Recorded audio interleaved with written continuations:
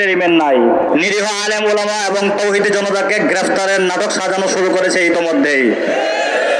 আমরা বাংলাদেশ সরকার, ইন্টারিম এবং স্বরাষ্ট্র উপদেষ্টা কিংবা আইন উপদেষ্টা এবং বাংলাদেশ প্রশাসনকে বলতে চাই, আপনারা মাজলুমের বদদুয়াকে ভয় করেন। হাদিসে আসছে ইত্তাকি দাওয়াতাল মাজলুম।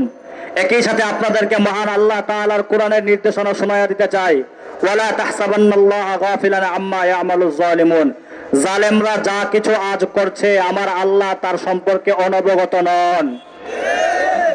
এই বাংলাদেশ প্রশাসনকে আমরা আরো বলতে চাই, আপনারা আপনাদের কর্মফলকে ভয় করুন।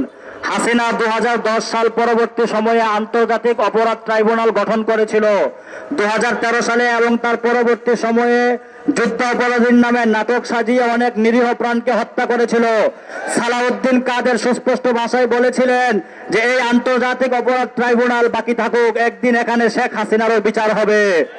24 পরবর্তী বাংলাদেশে আমরা সুস্পষ্টই দেখেছি এই একই আন্তর্জাতিক অপরাধ ট্রাইব্যুনাল শেখ হাসিনার ফাঁসির নির্দেশ দিয়েছে। 24 পরবর্তী সময়ে আমরা বলতে চাই, এদেশে মুজিববাদ কখনোই টিকবে না।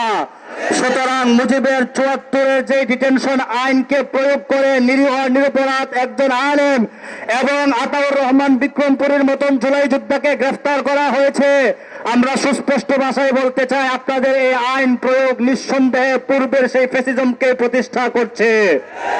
এই আতাউর ইসলাম জনতা সেই পূর্বের ফ্যাসিজমকে আর ধরে রাখতে দিবে না।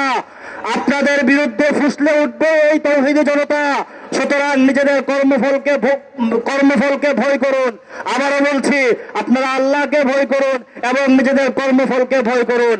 আমি আমার সংক্ষিপ্ত বক্তব্য এই বলেই শেষ করছি। ওয়া আখিরু দাওয়ানা আলহামদুলিল্লাহি রাব্বিল আলামিন।